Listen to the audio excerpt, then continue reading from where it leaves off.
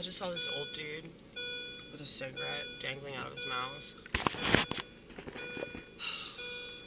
It's so hot in here now. It is. There's nothing hotter than a man that smokes cigarettes. I'm not joking. I'm really not. I'm telling you, if I could have any habit in the world, it would be cigarettes. And I would smoke all the time. I just did a poster that says, "Heaven is the smoking section." It's really a poster for me. It's not like political or anything. It's just something that I feel very strongly about because I really, really, really like cigarettes. And I miss them every second of every day. But I'm not stupid enough to vape, so. There's this girl that I work with. She kept, like, putting her vape pen in my face, and I, like, smacked her hand. She's this tall black bitch that thinks that she can be aggressive with anyone, and I'm like, no, you can't. Think how much more aggressive I am because I have to conceal my blackness, okay? I think about that a lot, how we internalize a lot of our experience, and then that internalization comes out in a really bad way. But I don't take well to peer pressure because I really, really hate it when people try to pressure you to do anything. That's why I despise authority figures, because it's just wrong. It's just wrong to, like, try to tell people what to do. And I hope I never come across that way. If I do, I hope you let me know. I hope you're comfortable enough with me that you can let me know if I'm wrong about something. And I need to approach it in a different way. And I think that, look at that sky. Isn't it sexy?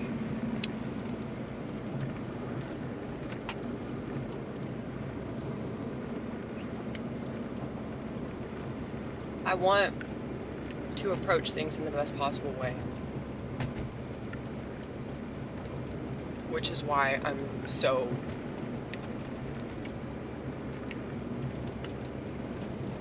fervently opposed to social networks, because I don't think that that's, like, a good way to get anything across.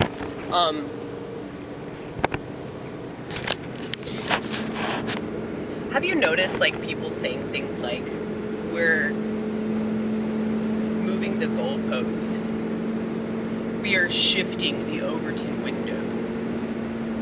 I hear this a lot. This is like internet brain, okay? Internet brain is so much worse than woman brain. And I didn't think that there was anything worse than woman brain. But internet brain has proven that there are things way worse than just the female influence on society. I mean, if you think about it, so many aspects of modernity are because of women. Because they cater to women. They want women's lives to be easier, even though nothing will ever make a bitch's life easier. Okay? It's just true. It's just true. I don't hate on women for that, though. It's not their fault that they were, you know, brought into this shit world, and this shit world promises them satisfaction. But if they knew themselves, they'd be like, well, it's not even remotely possible for me to be satisfied because of my vagina, so, you know, maybe I should just be happy with what I got. Or at least attempt to be happy with what I got. You know, I'm a very content person. Like if I do a joke and one person laughs at it, that's a success. I don't care if the rest of the audience doesn't get it, because, you know, one person did. So that's the thing. People in this life, it seems like they value quantity over quality.